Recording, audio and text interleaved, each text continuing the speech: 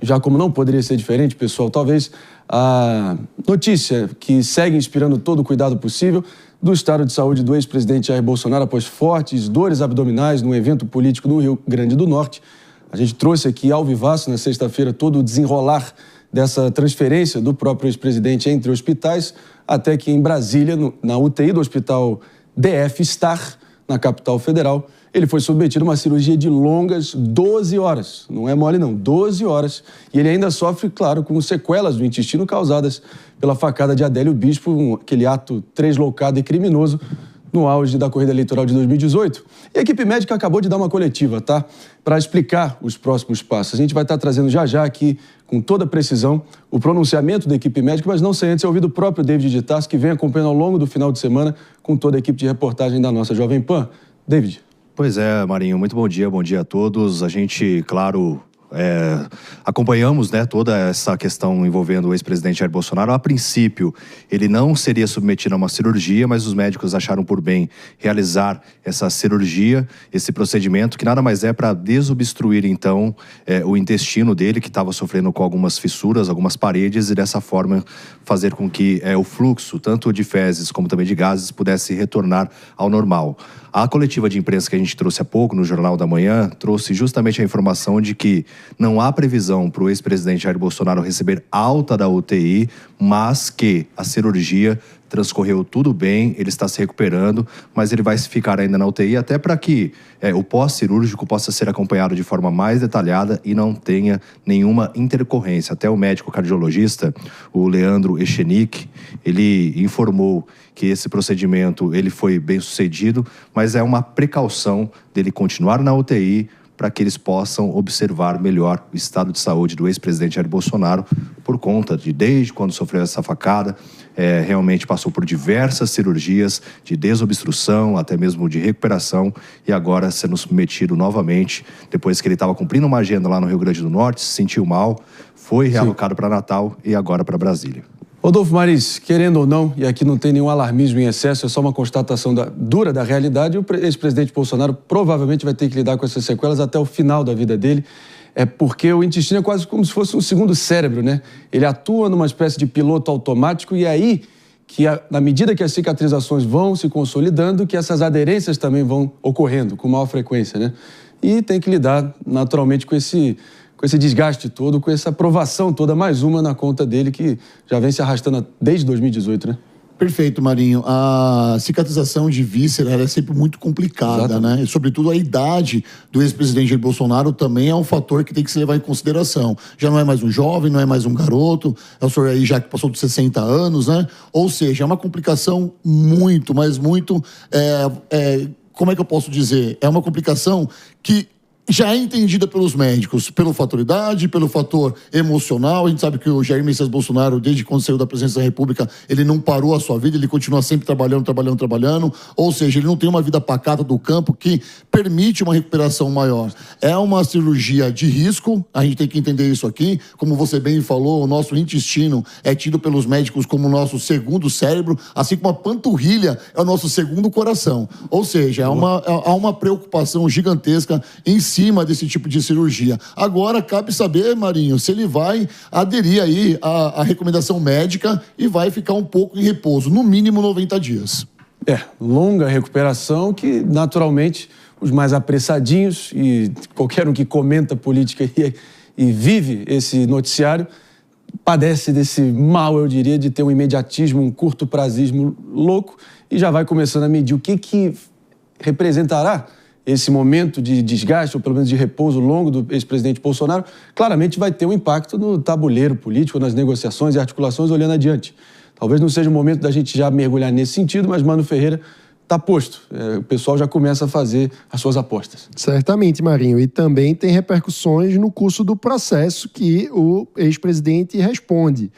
Eu confesso que talvez o advogado dele esteja achando que pode acabar sendo um tempo que a equipe dos seus defensores tenha para trabalhar sem novas declarações na imprensa que eventualmente compliquem a defesa do ex-presidente Jair Bolsonaro. Então, é possível que, nesse sentido, do ponto de vista do curso do processo, seja até uma coincidência positiva para o ex-presidente, que, claro, se recupera e não tem nada positivo nas sequelas que ele precisa lidar, e a gente faz os votos de mais rápida recuperação possível. Bom, Aninha Beatriz Risch, quero te ouvir também, até porque como a gente foi muito bem, enfim, notado aqui pelo nosso Rodolfo Maris, qualquer movimento ali, qualquer mexida nas vísceras gera uma contaminação brutal, é um efeito brutal. E claro que essas sequelas vêm desde aquele fatídico 6 de setembro de 2018, atingindo ali aquela breve facada, deu aquele estrago monumental, uma verdadeira bomba atômica de fluidos, secreções, de excrementos e ácidos ali dentro das vísceras do presidente e até hoje pagando o preço por isso, né? Não, Marinho, você sabe que me incomoda um pouco quando as pessoas ainda questionam o que aconteceu com esse presidente, porque de 2018 para cá, ele já passou por, se não me engano, 7 cirurgias. Ele sofre consequentemente com as sequelas dessa facada. Sim. Você percebe que não é algo trivial, tanto que ele tem que acompanhar, ele tem feito esses tratamentos, essas cirurgias. Então, assim, é algo que, como vocês colocaram, ele vai levar sequelas para o resto da vida, e é algo que a gente não pode menosprezar, porque ele quase perdeu a vida. Independentemente da sua crença política, ele é um ser humano que estava ali fazendo o trabalho dele naquele momento, ele estava numa campanha política, quando ele foi também alvo da violência. A gente questiona tanto a violência aqui no Brasil, a gente reclama tanto do que está acontecendo, e esse é mais um caso que traz para a vida real como, mesmo que a pessoa sobreviva, ela sofre com as consequências, não só psicológicas, porque com certeza ele lidou com o trauma decorrente do que aconteceu com ele, mas físicas. Tem sequelas até hoje, e isso é muito importante da gente levar também em consideração. Sem dúvida alguma, David Tarso complementa e a gente segue adiante aqui. Até porque, só para trazer aqui já a expectativa para a nossa audiência, ninguém melhor que Bruno Pinheiro, sempre trazendo a melhor reportagem, um raio-x de Brasília, o impacto político, o vozerio nos bastidores. Já traremos também o link com o Bruno Pinheiro. David, por favor. Não, é que muitas vezes, né, esses discursos, eles vão tomando a narrativa, principalmente na internet, de que, o ex-presidente está usando isso. Agora, ser submetido a uma cirurgia e parar numa UTI e falar que tudo isso se trata de uma grande farsa, eu acho que não pode descredibilizar. Claro. Eu mesmo fui um grande crítico em relação às falas do ex-presidente Jair Bolsonaro durante sua gestão, principalmente relacionada à pandemia, mas a gente não pode também duvidar de que ele está hospitalizado, está sofrendo com as consequências e muito provavelmente também por conta desse estresse todo enfrentado no processo, porque ele está respondendo pelos atos que ele teve, e aí a gente não pode descredibilizar, gostaria de enfatizar isso, todos esses procedimentos que ele está sendo submetido. 7 anos, né? Exatamente. 7 anos desde que essa facada aconteceu. Tempo passa, pelo amor de Deus. Tempo passa, meu Deus do céu, mas pelo visto as sequelas também ficam. 10 horas e 23 minutos, pessoal. O Morning Show jamais se furtando de lançar luz aqui no Brasil Real, e é exatamente nesse sentido que a gente vai para a nossa capital federal, com o nosso repórter Bruno Pinheiro, com atualizações após a coletiva do corpo médico que atendeu o ex-presidente Jair Bolsonaro nesses últimos dias de pura tensão. Bruno, palavra é sua, traz aí um panorama pra gente, por favor.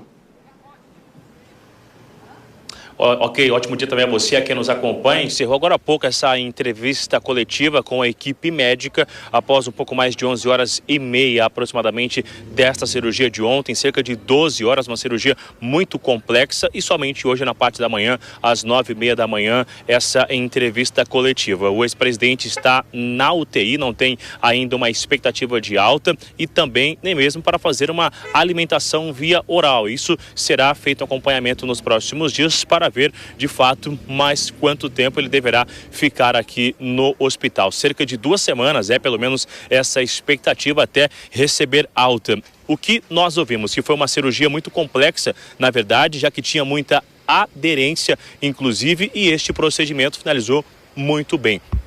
Quando eles iniciaram este procedimento, o que disse o chefe de toda essa equipe, que o que tinha que ser feito não estava escrito em um livro, não estava escrito numa receita, era uma situação de momento, era olhar o que tinha que ser feito naquele momento e o que foi realizado foi satisfatório, tanto para o ex-presidente Jair Messias Bolsonaro, quanto também para a equipe que estava o acompanhando. E aí há um entendimento que ele já vinha sentindo várias dores, na verdade, isso iniciou.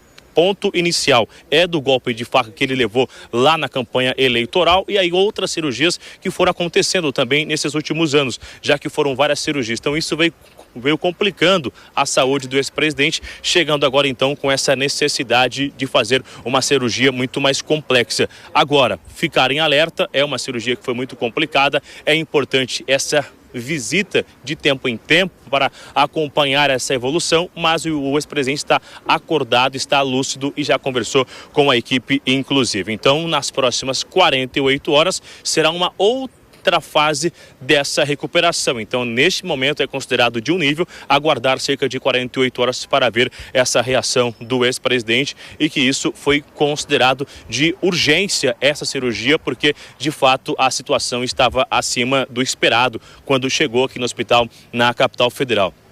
Em relação a receber visitas, neste momento somente da equipe aqui do hospital, não tem expectativa de receber visita de fora e nem dos seus aliados e, repito, então ficar internado por cerca de 2 semanas. E aí, recebendo todo esse atendimento, nada oral, então nenhuma alimentação enquanto o seu intestino não voltar à normalidade. Exercícios, atividades, agenda de viagem, isso tudo também será revisto por conta de uma dieta, uma recuperação que será necessário ser realizada. A expectativa da equipe do hospital, que fez o procedimento cirúrgico, é que o ex-presidente volte a ter uma vida normal, que não tenha nenhuma restrição, nenhuma complicação, mas isso vai depender da sua recuperação e de uma dieta a ser seguida. Aqui na frente do hospital, alguns apoiadores ainda aguardam informações. Nenhum aliado esteve aqui hoje na parte da manhã.